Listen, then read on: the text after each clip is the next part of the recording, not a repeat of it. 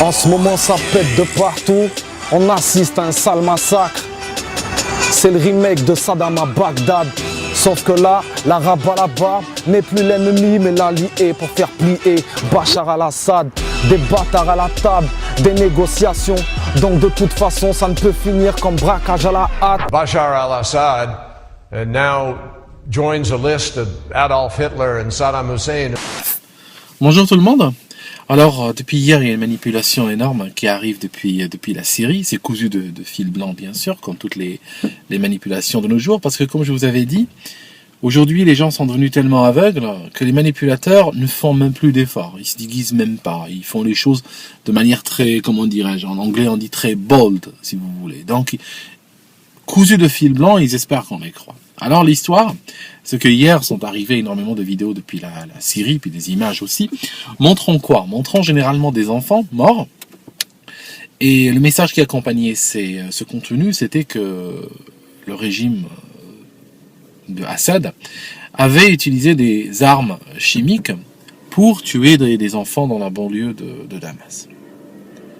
Alors, il faut voir que dans le calendrier, il y a 3 jours, des inspecteurs de l'ONU, une vingtaine d'inspecteurs, ont atterri à Damas pour voir si des armes chimiques étaient utilisées dans ce conflit. Pourquoi? Parce que l'arme chimique, c'est un petit peu ce qu'attend l'OTAN pour intervenir, les pays de l'OTAN et en tête les États-Unis pour intervenir en Syrie. Le gouvernement des États-Unis et celui de la France assurent que l'armée arabe syrienne, l'armée légitime de l'État syrien, a procédé à un massacre chimique dans la banlieue de Damas, dans la ceinture agricole, la Ghouta, qui entoure Damas, le 21 août dernier.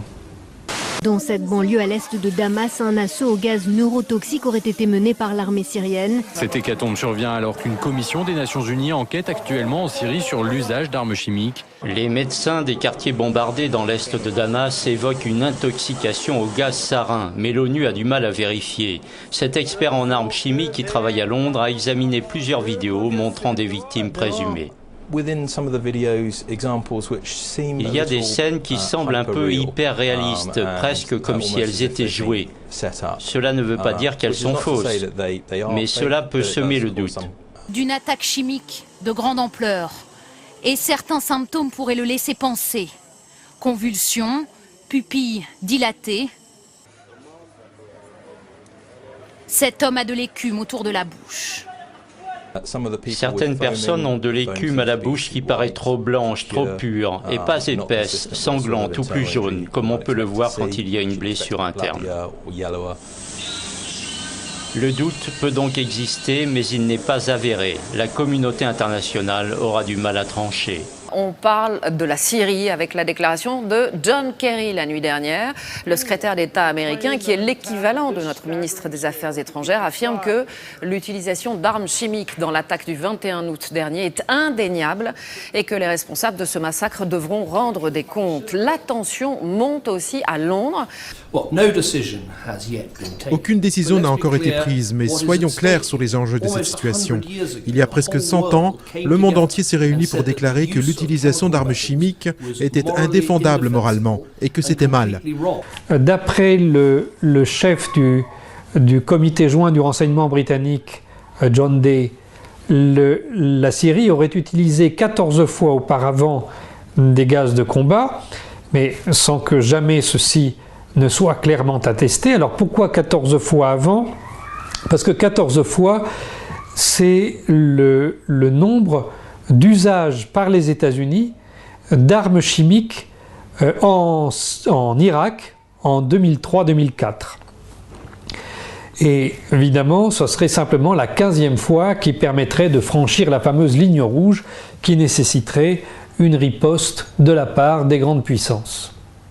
Alors, vous avez cette fameuse nouvelle ici, on parle de l'Angleterre qui admet avoir utilisé justement des munitions d'uranium appauvri en Irak. Alors, ils contestaient ça, on a refusé pendant longtemps d'admettre, et puis maintenant ça a été avoué. Alors, effectivement, ça fait longtemps qu'on vous le dit, c'est à l'émission. L'uranium appauvri, radioactif pour 4,5 milliards d'années. Alors, c'est comme ça qu'on libère les autres pays, en larguant des déchets radioactifs sur leur pays. Le Royaume-Uni se met en ordre de bataille pour une éventuelle action militaire. Absolument, Élise. David Cameron est rentré précipitamment de vacances. Il doit tenir ici à Londres demain un très important conseil de défense. Il faut savoir qu'il a donc également appelé ses alliés, américains et français, mais aussi le président russe Vladimir Poutine pour lui dire là aussi que la Grande-Bretagne avait désormais des preuves d'utilisation d'armes chimiques par le régime de Bachar el-Assad et que cela constituait visiblement une ligne rouge qui avait été franchie. Ce qui est totalement impossible puisque les Nations Unies se sont rendues sur place aussi, ont prélevé des échantillons et ont besoin d'une dizaine de jours supplémentaires pour pouvoir cultiver les tissus humains qui ont été prélevés et pouvoir les analyser. Mr. Sellstrom and Ms. Kane said we need 3 weeks in order to establish whether chemical weapons had been used or not.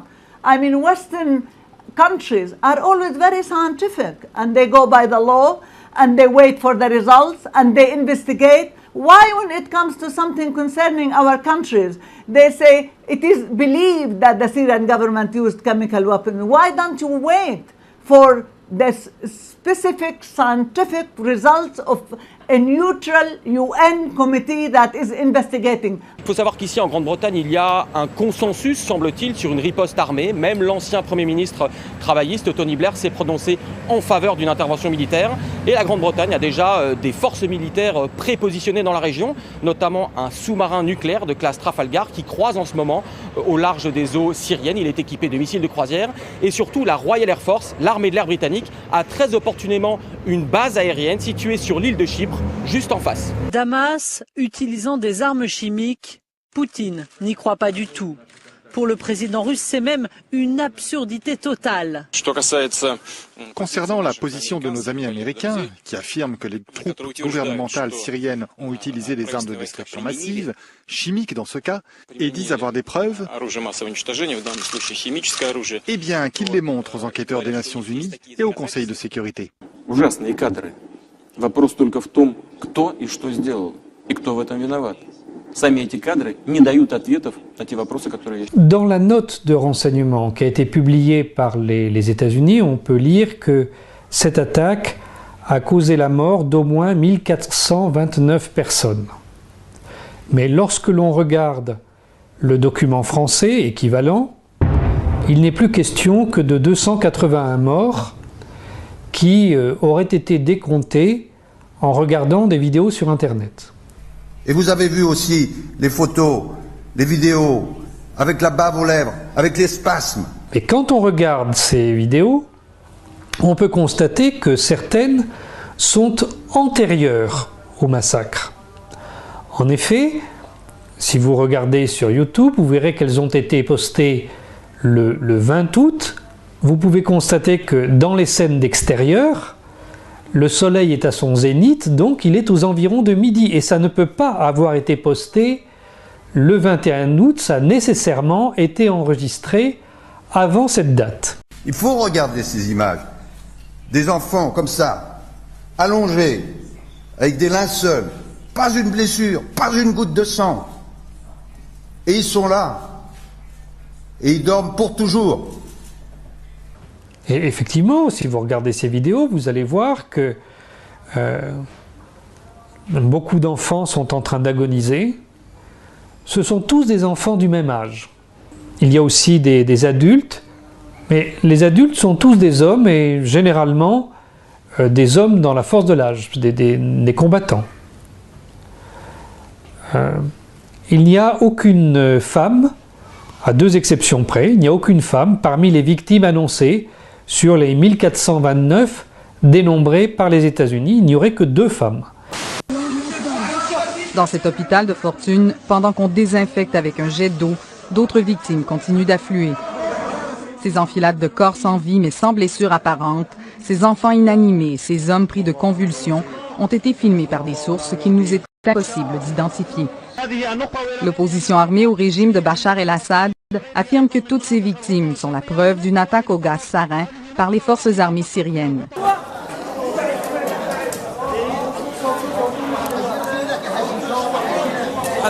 حالات الاختناق والإغماء نتيجة استنشاق المواد الكيميائية في مدينة زملكة وعند درما. الله أكبر.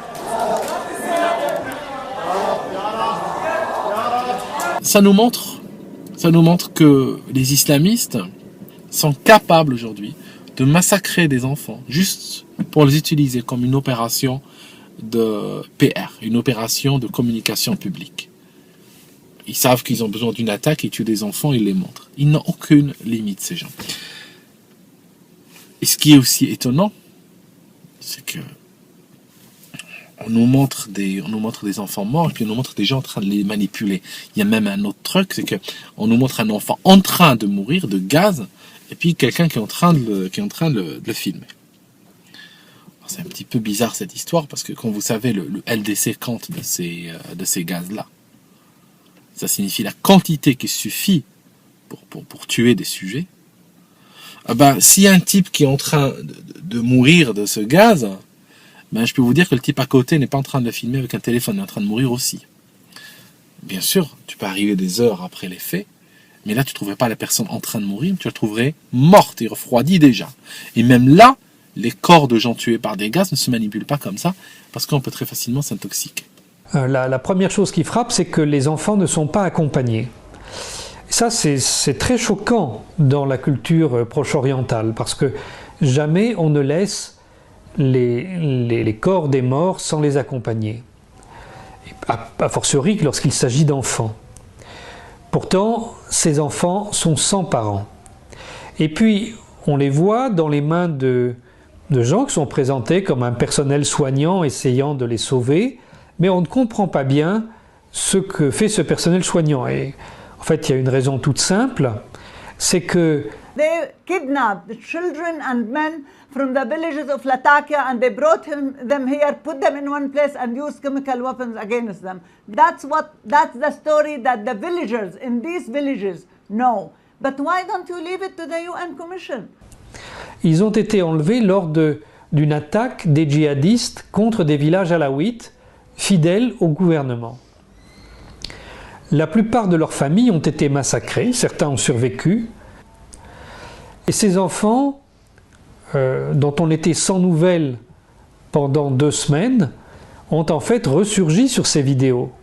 Ceux dont les familles sont encore vivantes ont été reconnus par elles et ces familles ont porté plainte pour assassinat. Parce que si on ne comprend pas sur les vidéos les soins qu'on est en train de prodiguer, c'est simplement qu'on ne les soigne pas, on est en train de leur faire des injections intraveineuses de poison pour les assassiner devant les caméras. Et il y a un dictateur qui a fait ça et qui est prêt à recommencer.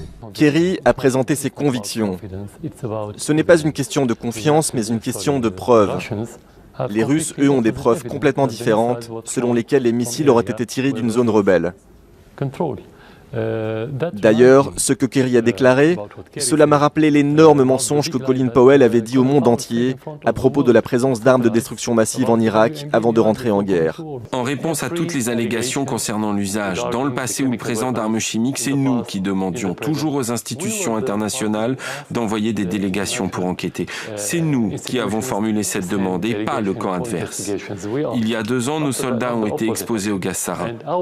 Nous avons invité l'ONU à mener une enquête.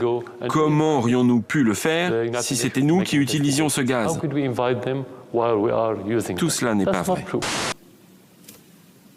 Si Assad avait voulu utiliser des armes chimiques, il aurait au moins utilisé ces armes chimiques contre ses ennemis, pour essayer au moins d'avoir une avance stratégique. Et à ce moment-là, on nous aurait montré plutôt des cadavres de monstres de partout dans le monde, empilés.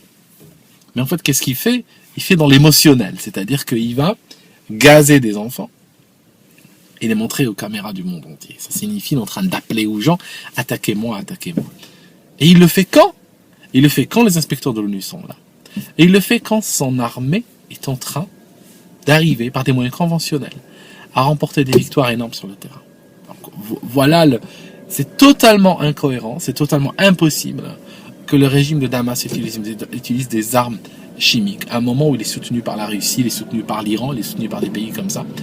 Et il ferait ça pour, si vous voulez, pour se flinguer et donner une raison aux pays de l'OTAN de l'attaquer, de soutenir les terroristes qu'ils ont créés eux-mêmes, en premier lieu. Donc ça n'a pas de sens. Et dans ce contexte, on a vu apparaître de la part de l'armée libre et des différents mouvements qui qui se sont soulevés contre le régime, autres que l'armée libre, comme par exemple les brigades Al-Farouk, qui font partie qui sont l'un des socles de la révolution, entre guillemets, également les mouvements djihadistes. On a vu voir apparaître des manipulations à l'égard de l'opinion publique internationale, manipulations qui avaient pour but d'attirer une intervention, d'entraîner une réaction de l'Occident.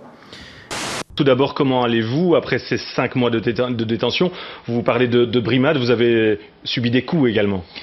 Oui, donc mon collègue et moi, à plusieurs reprises, avons été, comme le reportage l'a montré, considérés comme véritablement des sous-hommes par certains des acteurs de notre détention. Les mains attachées dans le dos, des coups sur la colonne vertébrale, des tentatives de nous faire avouer aussi que nous avions caché une arme, une grenade à main on ne la possédait pas. On n'aurait pas pu répondre et mettre un terme aux sévices que nous subissions, notamment avec un ciseau, on nous coupait le bout de la langue, on entaillait le bout de la langue pour nous faire parler, c'est très douloureux. Vous allez bien ce soir? Nous allons bien, oui. Pierre Piccinini, ce midi sur RTL, en vous appuyant sur ce que vous avez entendu durant votre séquestration, vous affirmiez, je cite, que c'est un devoir moral de dire que ce n'est pas le régime syrien de Bachar el-Assad qui a perpétré une attaque chimique en Syrie. Donc, à vous entendre, armes chimiques il y a bien eu, mais responsable, ce n'est pas le régime de Bachar el-Assad. Ce n'est clairement pas le régime de Bachar Qui el-Assad. alors? Il y a cette information qui pourrait faire l'effet d'une bombe. Vous dites en effet que vous détenez des preuves selon lesquelles ce sont les rebelles eux-mêmes et pas le régime de Bachar el-Assad qui ont utilisé des armes chimiques le 21 août dernier, c'est bien ça? Ça, nous en sommes certains suite à une conversation que nous avons surprise. Et même s'il m'en coûte de le dire, parce que depuis mai 2012, je soutiens férocement l'armée syrienne libre. Pierre Piccinini est donc une personnalité qui pose question. L'enseignant d'histoire s'est pris de passion pour les révolutions arabes. Ce n'était pas la première fois qu'il séjournait en Syrie. Un homme qui a souvent changé d'avis et aujourd'hui il donne l'impression de vouloir défendre le régime de Bachar el-Assad en prônant la non-intervention. François Mazur. Lorsque Pierre Piccinini arrive cette nuit sur le tarmac italien après 5 mois de disparition, il n'en est pas à son premier retour médiatique de Syrie. 1 an plus tôt, à l'aéroport de Zaventem, il répond aux journalistes sur les 6 jours qu'il vient de passer dans les geôles syriennes de Bachar al-Assad. Et son discours est sans appel sur le régime du dictateur syrien. Nous devons intervenir. Je n'aurais pas dit ça il y a quelques jours, mais je crois que l'intervention militaire est absolument nécessaire en Syrie, d'autant qu'il n'y a pas d'intérêt pour nous, contrairement à la Libye par exemple, ce serait une véritable intervention humanitaire. Pensez-vous ce soir que la communauté internationale peut encore intervenir et soutenir l'opposition syrienne ou cela paraît totalement impossible vu l'état de cette opposition? Alors cette opposition, elle s'est complètement délitée, en tout cas l'armée syrienne libre qui était composée de citoyens en révolte encadrés par des officiers laïcs et des démocrates déserteurs qui voulaient en finir avec ce régime. On ne l'a pas soutenu en son temps, elle s'est véritablement évaporée et aujourd'hui la révolution est submergée par un banditisme structurel d'une part et d'autre part ces katibas islamistes qui également viennent de plus en plus de l'étranger, d'Afghanistan, d'Asie centrale. Je pense qu'il serait fou et suicidaire alors pour l'Occident de soutenir ces gens-là. Je parlerai d'une expérience personnelle que j'ai vécue donc durant ces 5 mois de détention desquels je sors. Avec mon collègue italien, journaliste à la Stampa, nous avons entendu une conversation qui impliquait un général de l'armée syrienne libre et un officier des brigades Al-Farouk. Et cette conversation que nous avons surprise à la suite des événements d'Al-Ghouta que vous connaissez, c'est-à-dire la banlieue d'Hamassen dans laquelle a été utilisé par une des parties du conflit encore indéterminée le gaz qui est déterminé maintenant comme du gaz sarin, qui a provoqué la mort de plusieurs centaines de personnes. Eh bien, cette conversation nous a permis d'établir, me semble-t-il, en tout cas ce sont mes conclusions, que le gouvernement de Bachar el-Assad n'est pas responsable de cette attaque chimique et qu'il s'agirait d'une mise en scène organisée par un groupe rebelle qui a perdu le contrôle de ce produit, ce qui a provoqué ce très grand nombre de morts. Vous avez conscience, Pierre Piccinini, que c'est un pavé dans la mare qui va à l'encontre des combats qui sont menés pour l'instant par plusieurs pays, comme les États-Unis ou la France, qui souhaitent engager des frappes contre le régime de Damas? Alors, c'est effectivement quelque chose qui nous a posé problème dès que nous avons été mis au courant de cette réalité. C'était le 30 août, nous étions à Babalawa, dans la caserne, dans la centrale de l'armée libre partagée avec le mouvement Al-Farouk. Et pour nous, quand nous avons entendu ce que nous avons entendu, on avait un peu la tête en feu parce qu'on avait eu quelques informations avant selon lesquelles effectivement les États-Unis principalement avaient l'intention de punir le régime, d'intervenir. On avait la tête en feu parce qu'on était là, prisonniers, coincés avec cette information et il était impossible pour nous de la délivrer. Vous maintenez votre position? Je ne peux que témoigner de ce que j'ai entendu. Ce n'est pas le régime de Bachar el-Assad, selon vous, qui a perpétré cette attaque chimique? Selon ces officiers de la rébellion et ce qu'ils ont dit, non, ce n'est pas le régime. Ce qui aurait été d'ailleurs suicidaire de sa part. Je pense que certains États n'attendent que cela pour en découdre, pour des raisons qui sont peut-être pas toujours très claires non plus. Le régime ne pouvait pas leur faire plus beau cadeau que d'utiliser cette arme qui, de toute façon, dans la banlieue de Damas, militairement ne leur rapportait pas grand-chose en termes de gains. La France aurait fourni des armes chimiques. Selon une information du site Mediapart, alors que l'usage d'armes chimiques en Syrie occupe la communauté internationale, la justice française va enquêter sur les sociétés qui ont fourni à Saddam Hussein les gaz qui ont été utilisés lors du génocide des Kurdes irakiens d'Al-Abja en 1988. On rappelle que ce massacre avait fait près de 5000 morts et que 3 entreprises françaises parmi d'autres sociétés européennes sont en cause. 3 juges d'instruction du pôle génocide et crimes contre l'humanité créé en janvier 2012 au tribunal de grande instance de Paris sont chargés de cette affaire. Si la ligne rouge fixée par Barack Obama a bien été franchie, une intervention militaire ne fait plus aucun doute. Reste à en définir le cadre.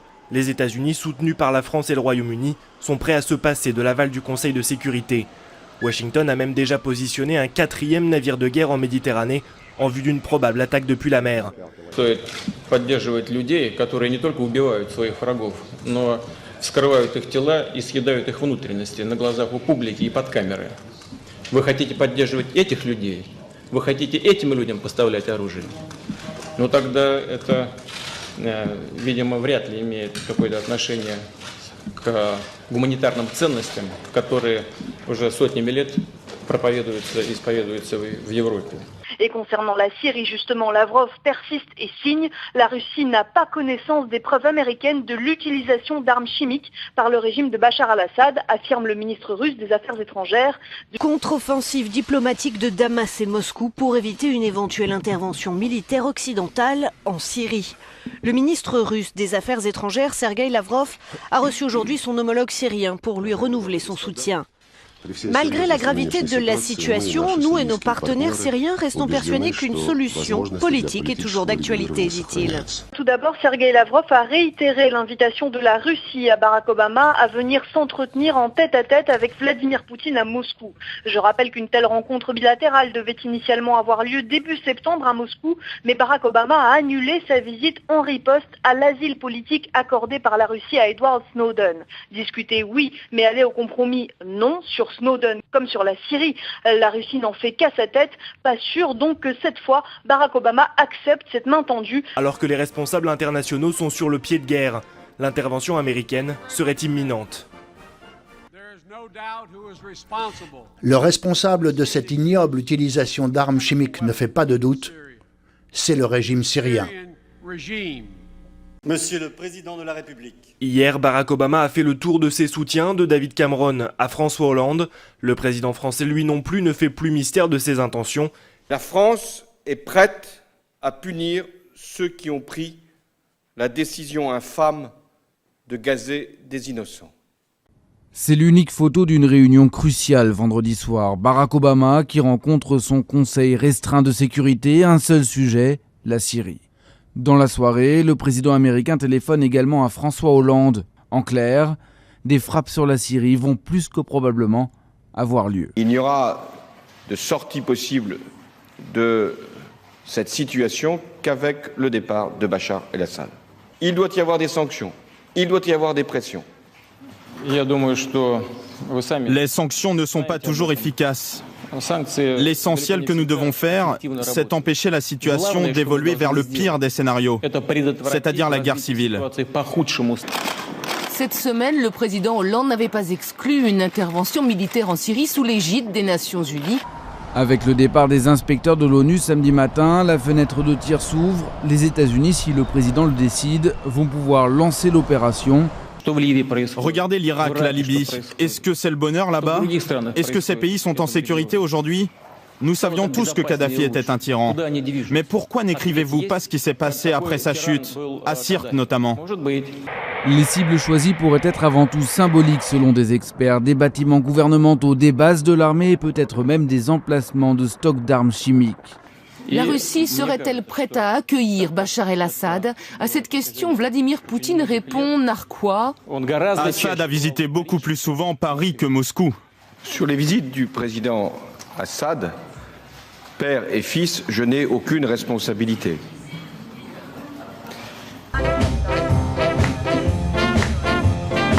Le Premier ministre britannique David Cameron présentait cet après-midi au Parlement une motion qui condamne l'attaque chimique en Syrie et ouvre la voie à la possibilité d'une action militaire contre le régime de Bachar el-Assad. Pour David Cameron, il est hautement probable que le régime Assad a utilisé des armes chimiques, même si ce n'est pas encore 100% certain.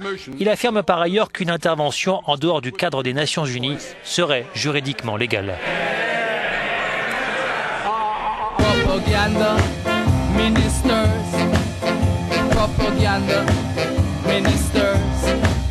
Only 11% of the public, according to the Daily Telegraph this morning, support Britain becoming involved in a war in Syria. Can ever a British government have imagined sending its men and women to war with the support of just 11% in public opinion? As I heard the front benches describe how bad he was, I wonder just why the former Prime Minister forced Her Majesty to billet him in her guest room at Buckingham Palace just a few years ago, and how a former Prime Minister recommended him for an honour, and how he was hailed in all corners as a moderniser. But of course the narrative has changed because the government is intent on regime change in Damascus. First, that there is no compelling evidence, to use the leader of the opposition's words, that the Assad regime is responsible for this crime yet. Not that they're not bad enough to do it, Mr. Speaker. Everybody knows they're bad enough to do it. The question is, are they mad enough to do it? To launch a chemical weapons attack in Damascus on the very day that a United Nations chemical weapons inspection team arrives in Damascus must be a new definition of madness. Madness, madness, they call it madness. Le oui, 272 voix. Le non, 285 voix. Donc le non l'emporte. La Grande-Bretagne n'interviendra pas militairement en Syrie. Ainsi l'a décidé David Cameron, après un camouflet infligé par la Chambre des communes la nuit dernière. Elle a rejeté la motion gouvernementale qui défendait le principe d'une intervention en Syrie en réponse à l'usage d'armes chimiques. Il est clair que le Parlement, qui reflète les opinions du peuple, ne veut pas d'intervention militaire britannique. Le gouvernement agira en conséquence. I'm gonna walk all over you, 'cause madness. En France, le président Hollande a déclaré que le vote des députés britanniques n'entamera en rien sa détermination à agir en Syrie. Tout doit être fait pour une solution politique. Avant d'ajouter que l'Hexagone ne prendra pas de décision avant de disposer de tous les éléments justifiant une intervention. Nous n'y parviendrons que si la communauté internationale est capable de marquer un coup d'arrêt par rapport à cette escalade de violence dont le massacre chimique n'est qu'une illustration. To be honest, the result of the vote by the British Parliament was completely unexpected to me. I think we're all used to seeing Western countries act in line with the wishes and the stance of their key partner, i.e. the United States, without any significant opposition. At least it seems to be that way. That's why this disruption has been unexpected. It really came as a big surprise to me. This shows that although Britain is the main geopolitical ally of the US in Europe and the world, there are people who are guided by national interests and common sense and value their sovereignty. En général, on réfléchit avant de parler. Ils ont tenu des propos martiaux. Le revirement britannique d'hier est ahurissant. Cameron était l'un des plus indignés, à juste titre, comme il était en Libye, comme il était jeune homme au moment de la Bosnie. Puis d'un seul coup, parce qu'il a peur de son opinion publique, parce qu'il a peur des pacifistes. La Grande-Bretagne ne participant pas à l'opération, Washington aura comme seul vrai allié Paris. Pas vraiment convaincu par les buts de guerre, une nette majorité de Français est aujourd'hui hostile à la participation du pays à une action contre la Syrie. Le rôle de la France, c'est d'apporter de la médiation. Le conflit, faire la guerre, ça doit être un dernier recours. Je trouve que l'Angleterre, ils ont bien réagi. Les députés ou les sénateurs ont dit non. Et ça devrait être en France pareil. Je pense que l'intervention, elle n'est pas justifiée. Je suis contre l'intervention des Occidentaux, des Américains. Ah non, je suis contre, sincèrement. Je suis contre l'intervention militaire en Syrie. C'est un problème qui doit se régler entre Syriens. La prudence voudrait qu'on attende d'être sûr que les gaz toxiques ont été utilisés par le gouvernement syrien. Les États-Unis, ils devraient arrêter de mettre ces narines partout, quoi. Ça va, je pense. On manque de moyens pour faire ça. On manque de moyens pour assurer, si vous voulez, la sécurité des citoyens. On n'est pas là pour faire la police du monde. Et je ne vois pas pourquoi, soudainement, au bout de 2 ans, on prendrait parti pour des gens dont on peut penser légitimement qu'ils représentent un risque fanatique, islamiste, tout ce qu'on veut. Accuser un gouvernement de réprimer son peuple, je trouve on pourrait le faire presque dans n'importe quel pays, soi-disant républicain ou démocratique. Donc de là à intervenir et bombarder des civils, je suis pas sûre que ça vaille le coup, quoi. On manque de moyens, on manque de flics, mais on envoie nos militaires je sais pas où, à 3000 km d'ici. Donc moi je comprends pas. Après je suis peut-être con, hein. J'ai peut-être pas fait Sciences Po comme eux, donc c'est peut-être pour ça. Mais bon, sinon moi personnellement je suis assez terre à terre, logique. On règle nos problèmes ici et après on peut donner des leçons aux gens. Parce que ça va créer quelque chose de plus complexe encore que ça a pu le créer en Afghanistan, en Irak, en Libye. Moi je crois que la France, on devrait rester en France et s'occuper de nos affaires intérieures. 64% des personnes interrogées par l'Institut BVA sont opposées à l'intervention. 34% ont quand même trouvé des arguments qui la justifieraient. On ne peut pas discuter avec le Bachar el-Assad. C'est important qu'on intervienne, surtout pour soutenir les populations civiles. Personnellement, quand j'entends parler de Gaza, ça me rappelle des trop mauvais souvenirs avec les guerres. Donc j'estime que c'est quand même des gens qu'il faut quand même aider. Les médias ont dit que c'était Bachar el-Assad qui avait utilisé des armes chimiques contre son peuple.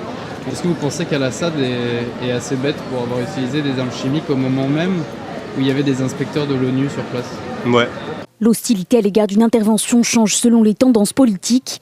La large majorité des sympathisants socialistes soutiennent François Hollande. Seuls 38% sont contre une action, alors que ceux de l'UMP sont 46% et ceux du Front National 59%.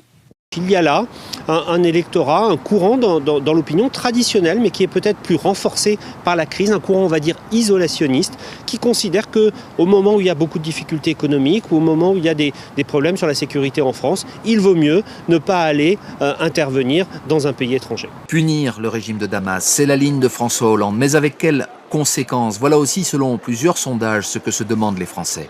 Et il a été interpellé sur le dossier de la Syrie par plusieurs personnes. Regardez plutôt l'échange.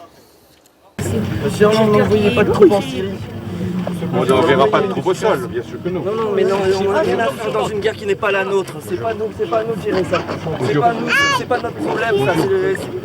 Laissez les Syriens s'occuper de leurs problèmes. Tout est notre problème, c'est ça le sujet. Leurs problèmes, c'est pas les nôtres.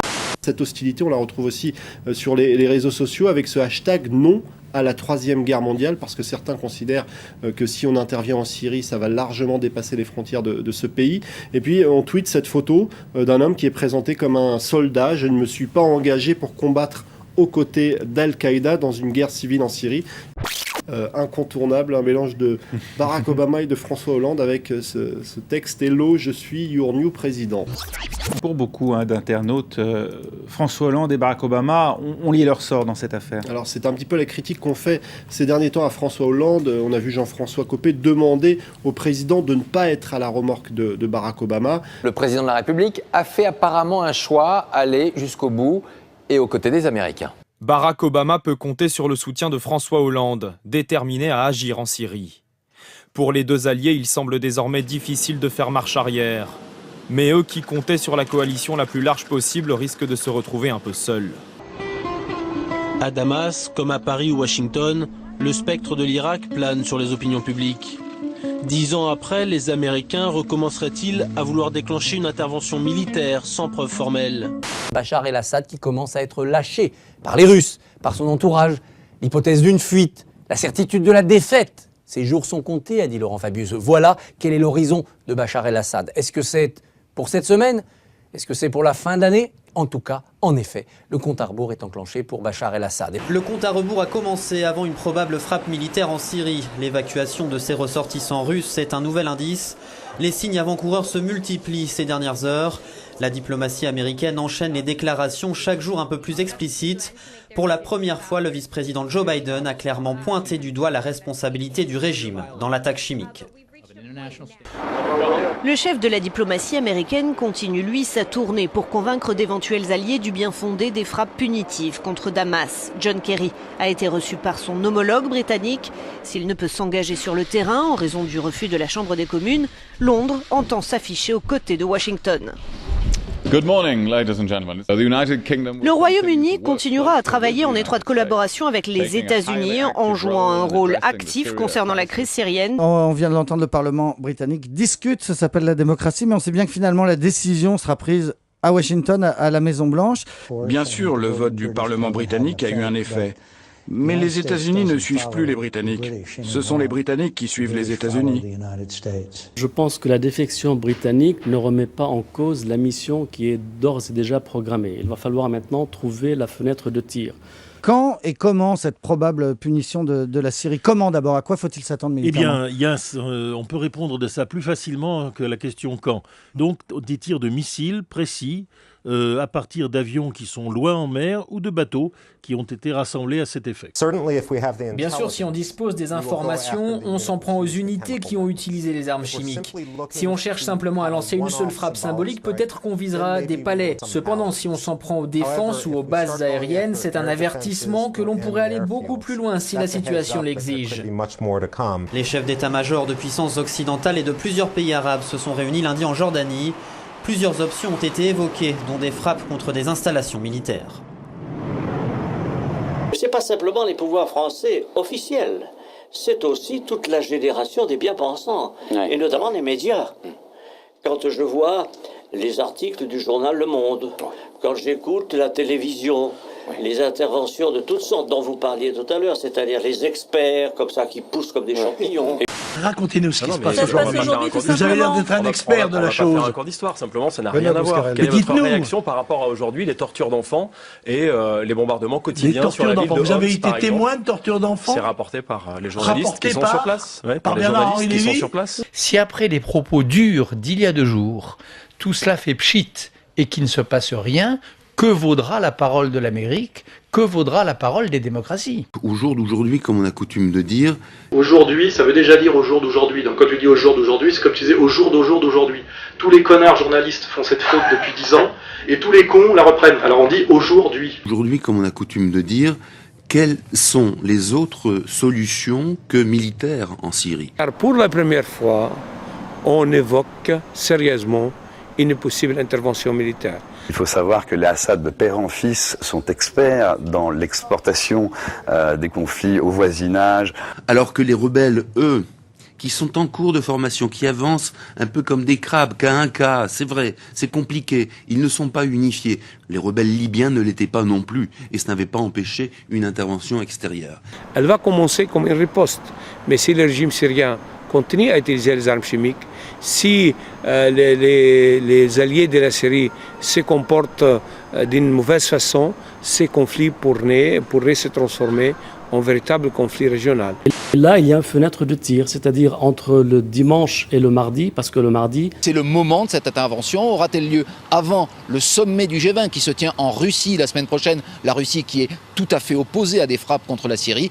Eh bien, est-ce que ces frappes auront lieu avant les 5 et 6 septembre? Cela semble logique, nous disent ce matin ces conseillers. Donc il y a une première fenêtre de tir qui se présente entre samedi la nuit et mardi matin. Alors justement, j'allais vous dire quand, parce qu'il y a ce sommet du G20 la semaine prochaine à Saint-Pétersbourg. On imagine mal les dirigeants occidentaux être présents chez Poutine pendant les bombardements de la Syrie. Voilà, je pense que ça doit se négocier avec les Russes. Il y a deux possibilités. Frapper bien avant et attendre la réaction russe. Et si les Russes décident de monter sur leur faux, plus de G20. On pourrait annuler le G20 à Saint-Pétersbourg. Ah bah oui, on pourrait l'annuler. Ces bombardements, ils vont changer quoi précisément? D'abord, ils vont rappeler à Assad que les lignes rouges ne sont pas franchissables de façon impunie. Cette ligne, on a eu des preuves qu'elle a été franchie. Enfin, les premières preuves sont arrivées à fin 2012 déjà. Donc ça fait un bout de temps qu'on soupçonne l'emploi de ces armes. Là, la Maison-Blanche ne peut plus nier l'évidence avec le massacre qu'il y a eu dans la banlieue de Damas. Le régime syrien aurait un arsenal considérable d'armes de destruction massive aux abois. Il pourrait les utiliser dans une tentative désespérée pour élargir le conflit. Pensez-vous qu'il puisse le faire, Samuel ? Oui, bonjour Simon, bonjour à tous. Oui, il pourrait s'en servir, mais ce qui serait encore plus dangereux, c'est qu'il passe tout cet arsenal au Hezbollah, au Hamas. Et ce régime syrien utilise ces armes chimiques à un grand niveau et aussi on craint le transfert de ces armes chimiques soit au Hezbollah, soit à Al-Qaïda. Zarma, comment il fait le jeu des sionistes? Aujourd'hui, imaginer une solution à court terme ou à moyen terme pour la Syrie, c'est une illusion totale. Il faut avoir recours à l'engagement militaire, à l'action militaire. Je pense que les armées américaines et françaises vont se partager les cibles. Je pense que la flotte française attaquera la flotte syrienne et la flotte américaine visera des cibles terrestres avec des missiles longue portée. Et s'il y a intervention militaire, ce sera sans doute sans mandat de l'ONU, puisque vous le savez, la Russie utiliserait probablement son droit de veto. Alors pourquoi ces réticences à Moscou? Les précisions de notre correspondant Alban Mikosi.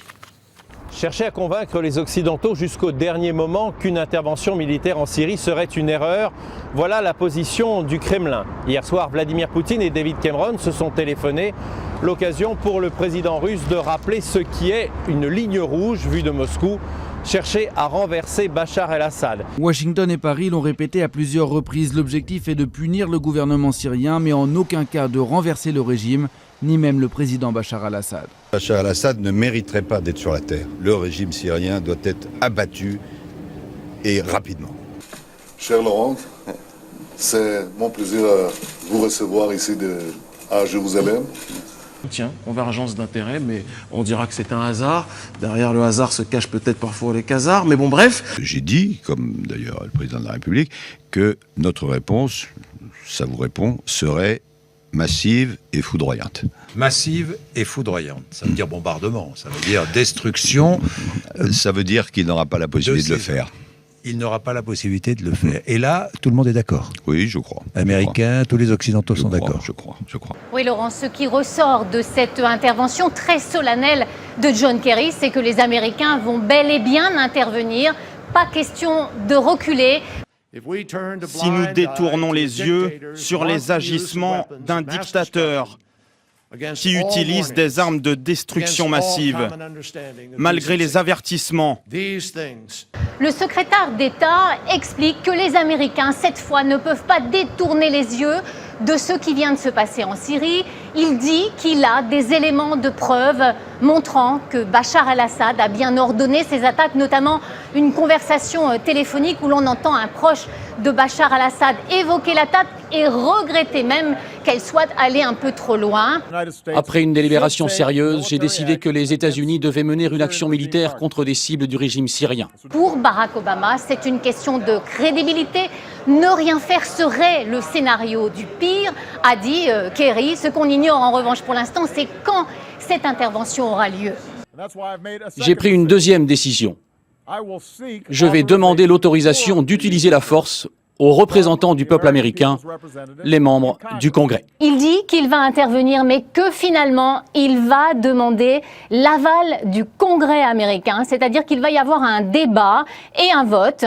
Au Congrès, les deux chambres ne reprennent leurs travaux que le 9 septembre, mais déjà certains élus ont écourté leurs vacances. Il y a 2 jours, les mots étaient très durs contre la Syrie et on semblait déterminé à intervenir militairement pour punir le régime de Damas. Aujourd'hui, c'est la prudence, la plus grande prudence. Barack Obama ne sait même pas exactement ce qu'il va faire. Ça vous étonne ?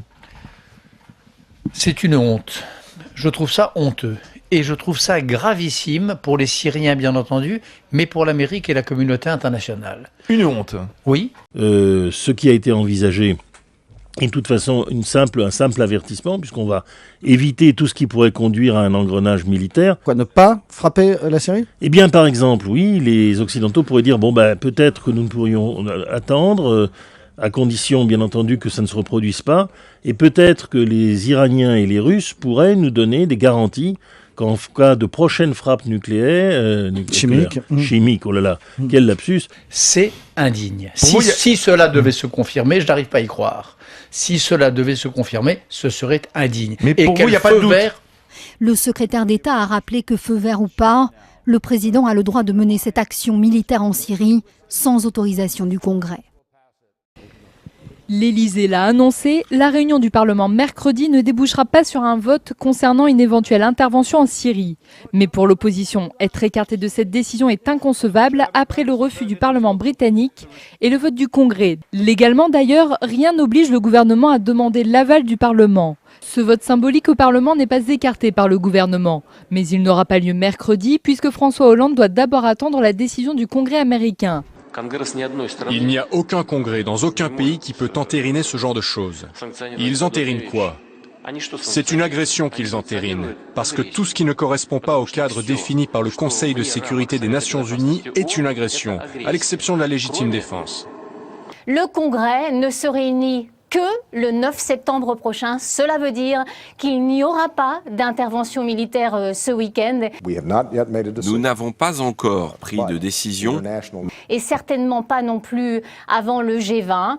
Je ferai un discours aux Américains mardi, depuis la Maison-Blanche. Barack Obama, qui veut prendre le temps de réfléchir et qui a dit « Je suis le président d'une démocratie constitutionnelle, c'est pour cela que je veux demander l'aval du Congrès ». On reconnaît bien là ce président qui est tout sauf va-t-en-guerre.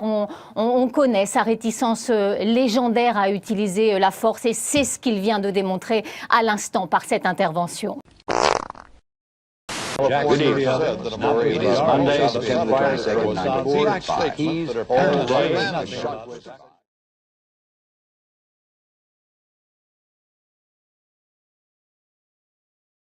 je ne pense pas du tout que le président Obama va réussir à convaincre ses parlementaires et je crois que son intérêt est d'arrêter tout de suite la discussion parce que sans cela, la réalité de l'opération qui a été menée dans la Ghouta et que l'on impute au gouvernement syrien, cette réalité va devenir visible.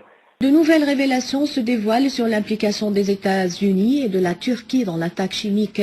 Le site d'information américain Veteran Today a révélé de nouveaux détails soulignant que le gaz sarin utilisé provient du secrétariat américain à la défense qui a établi un réseau de laboratoires qui produisent des armes de destruction massive en Géorgie. Le site a affirmé que le gaz toxique a été reçu par les laboratoires turcs pour achever sa fabrication avant d'être transféré aux terroristes affiliés de la nébuleuse d'Al-Qaïda en Syrie. Alors justement, on va rejoindre Philippe Gassot, notre correspondant à Washington, pour tenter de faire le point sur la manière dont les États-Unis vont peut-être agir en Syrie. Philippe, comment réagit la population aux États-Unis à propos d'une éventuelle attaque ? Voilà, justement, alors du côté de l'opinion publique américaine, on réagit pas très bien. Vous savez, on est ici échaudé, c'est pourquoi le président se tourne vers le Congrès qu'il contrôle davantage. Vous savez que Barack Obama est un président qui ne s'embarque jamais sans biscuit. Il a fait son décompte des élus américains qui pourraient pencher de son côté. Et le temps joue contre Barack Obama, car déjà, sur les réseaux sociaux, on voit des soldats en uniforme, le visage caché par un panneau qui disent « Nous ne nous battrons pas contre Bachar », pour éviter les terroristes, pour éviter que Al-Qaïda arrive à conquérir des points sur le terrain. Donc on ne veut pas côté militaire, dans certains départements de cette armée, avantager les terroristes au détriment de Bachar el-Assad. Я посмотрел дебаты в Конгрессе. Конгрессмен спрашивает, господину Керри, там есть Аль-Каида? Говорят, что они усилились. Он говорит, нет. Говорю вам ответственно, там их нету. Самое основное боевое звено, это Аль-Нусра, так называемое, это подразделение Аль-Каиды. Они знают об этом. Просто даже мне было не очень приятно это видеть, потому что мы же с ними общаемся, исходим из того, что это приличные люди, прямо врет. И знает, что врет.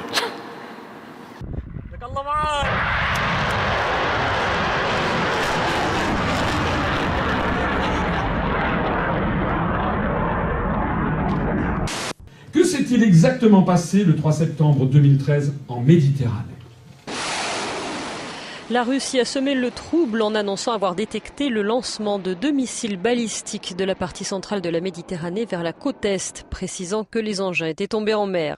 Après avoir indiqué ne pas être au courant de ces tirs, Israël a finalement déclaré avoir mené conjointement avec les États-Unis un test de missiles. Ils sont commentés, oui, confirmés. Non, on a encore appelé le Pentagone il y a quelques minutes. La chaîne CBS News a tweeté ce matin que aucun avion américain et aucun navire américain n'était impliqué dans ces tirs de missiles. Ce qui se serait passé, c'est qu'effectivement 2 missiles ont été tirés à 06h16 GMT de Méditerranée orientale, comme c'est précisé ici. En effet, ils auraient été envoyés par des destroyers de la 6e flotte américaine et non pas par des tirs israéliens. Pas encore de confirmation côté Washington, même si bien sûr on commente et on lit ça à l'affaire syrienne, comme un peu si les États-Unis et les Israéliens voulaient montrer les muscles à la Syrie en ce moment. Et ce qui se serait passé, d'après paraît-il, c'est qu'en fait le système de la défense antimissile syrien, en réalité tenu par les Russes, aurait immédiatement réagi, aurait envoyé des missiles S-300 qui auraient l'un détruit le premier missile américain, l'autre l'aurait dévié, l'aurait fait plonger en Méditerranée orientale, donc l'aurait neutralisé. Есть провести пуск ракеты. Расчет внимания. Получен приказ на пуск. Расчет внимания. Пуск. Есть пуск. Есть донесение, пуск начался.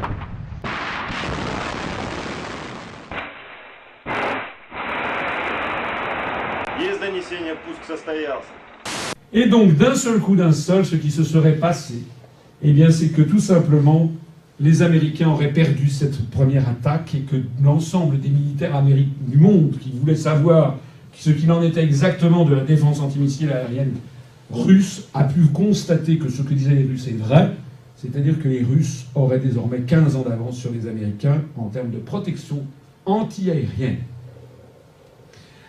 Si tout ceci est vrai, ça explique beaucoup de choses. Ça explique notamment pourquoi l'attitude arrogante, pour le moins extraordinairement guerrière des États-Unis, d'un seul coup, a changé de nature. Voilà, la difficulté pour la Russie, c'est de permettre aux États-Unis de conserver la tête haute. Les États-Unis, c'est un énorme empire complètement malade, qui n'a plus du tout les moyens de sa politique, mais qui, avant de s'effondrer, comme l'Union soviétique s'est effondrée, qui, avant de s'effondrer, peut provoquer des dégâts considérables, et notamment une guerre mondiale. Donc il s'agit d'accompagner le malade tranquillement au cimetière. D'après les mêmes informations dont on dispose, tout simplement, les Russes, au lieu de pousser leur avantage pour humilier les États-Unis après ce qui s'est passé, auraient aussitôt eu le génie diplomatique de prendre contact avec les Américains en disant « Bon, on n'en parle pas, mais maintenant c'est fini de rire les pattes de Syrie et de l'Iran. Ça c'est à nous. Vous n'y touchez pas. Sinon c'est la guerre mondiale et vous avez vu qu'on vous a tapé. Et on va trouver un système pour vous faire, c'est ce que les diplomates anglo-saxons appellent face-saving device, c'est-à-dire pour sauver la face. Eh bien, le face-saving device, c'est qu'on va vous proposer que la Syrie abandonne ses armes chimiques. Et là, vous allez trouver ça formidable. Et c'est ce qui s'est passé. Ce matin, tout à fait inopiné, lors d'une conférence de presse à Londres où il était reçu par William Hague, M. Kerry a dit que ce qui pourrait empêcher la guerre, ce serait que la Syrie remette à la communauté internationale la totalité de ses armes chimiques. Et il a ajouté que c'était en théorie, parce qu'en fait, ça n'était pas pensable. Mais son homologue russe, M. Lavrov, a pris la boutade au passage et il a répondu, bien, je reçois tout à l'heure M. Moallem, le ministre syrien des Affaires étrangères, et je vais lui en parler. Et il y a quelques minutes, M. Moallem, depuis Moscou, a annoncé que la Syrie allait donner toutes ses armes chimiques aux Nations Unies pour destruction et allait signer la Convention internationale prohibant l'usage de ces armes. Poignée de main appuyée entre le président du Parlement russe et le ministre syrien des Affaires étrangères. Damas peut se réjouir, son allié historique a peut-être trouvé la parade diplomatique face à la menace des frappes américaines. Que dit-on de tout ça à Damas, Julia ? Écoutez, à Damas, on dit d'abord merci. Merci aux Russes d'avoir notamment su prendre John Kerry au mot. Vous vous souvenez que John Kerry avait expliqué presque à la cantonade, sans trop y croire, que en effet, si Bachar el-Assad acceptait de livrer ses armes chimiques, peut-être il n'y aurait pas d'intervention. La Russie et donc, par ricochet, la Syrie reprennent la main dans cette affaire. L'initiative russe annoncée hier soir a semblé surprendre la communauté internationale. La surprise du jour, et elle est venue de Moscou. Le fidèle allié de Bachar el-Assad a fait une proposition inattendue formulée par Sergueï Lavrov. Aussitôt dans la milieu, il a dit oui. Et puis, 6 heures après, c'est Mme Merkel qui a trouvé ça formidable. Et après, quelques heures après, c'était Cameron, le Premier ministre britannique. Moi, je suivais ça de heure par heure. Je me suis dit, bon, si Merkel et Cameron trouvent ça formidable, c'est qu'il y a quelque chose. Parce que la Syrie, 15 jours avant, aurait dit ça. Aussitôt, la propagande de la communauté internationale aurait dit oui, c'est encore pour gagner du temps. Ils auraient refusé ça. Et après, ça a été le président des États-Unis soi-même qui a dit que c'était intéressant. Barack Obama voit s'éloigner la perspective d'une guerre. La proposition russe de mettre sous contrôle les armes chimiques syriennes est encourageante, dit-il. J'ai donc demandé au Congrès de repousser un vote pour autoriser le recours à la force tant qu'est suivie la voie diplomatique. A priori, il n'y aura pas d'intervention militaire. Est-ce que Bachar el-Assad a gagné? Ah oui, Bachar el-Assad et Vladimir Poutine ont gagné.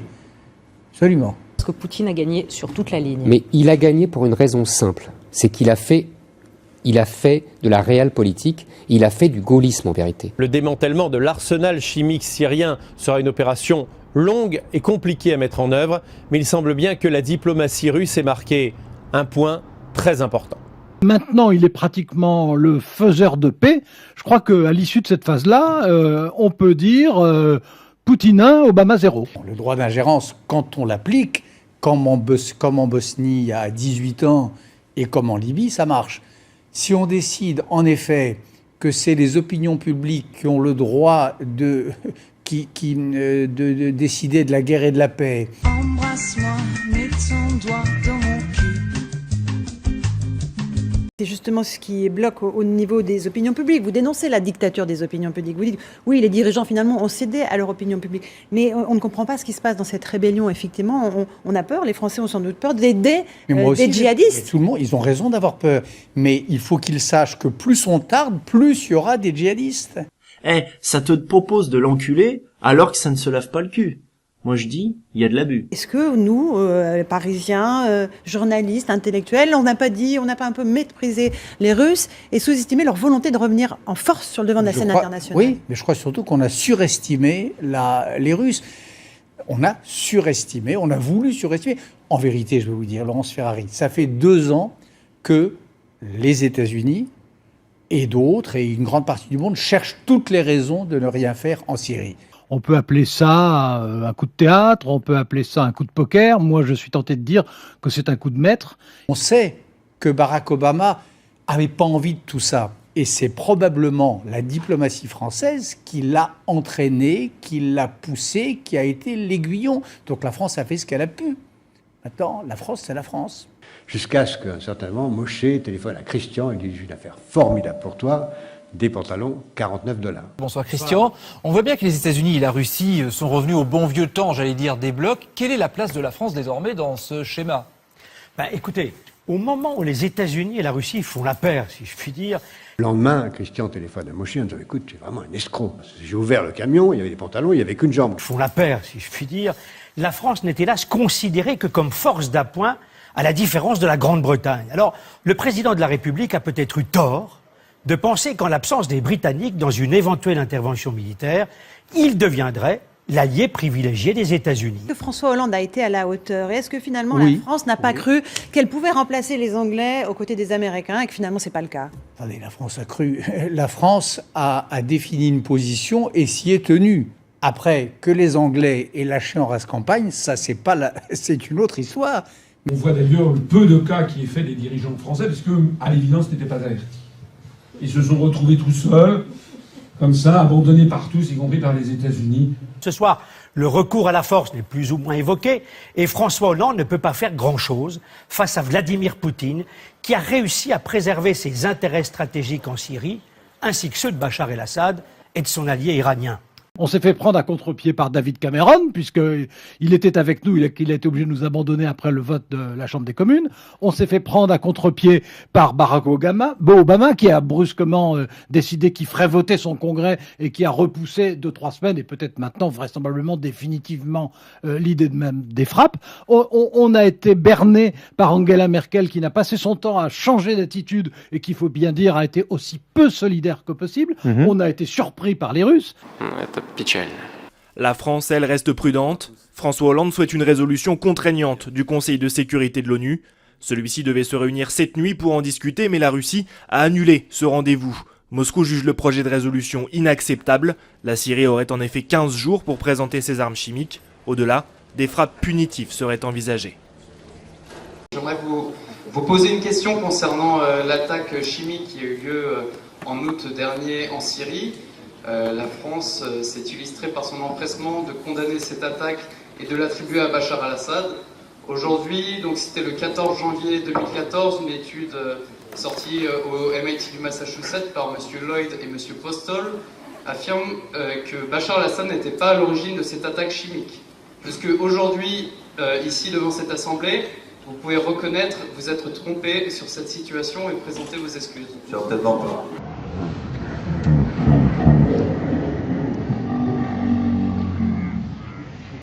Faites attention, monsieur. Il faut bien sûr toujours être très méticuleux sur les preuves. Mais quand on est en face d'un criminel, il faut dire que c'est un criminel. Merci.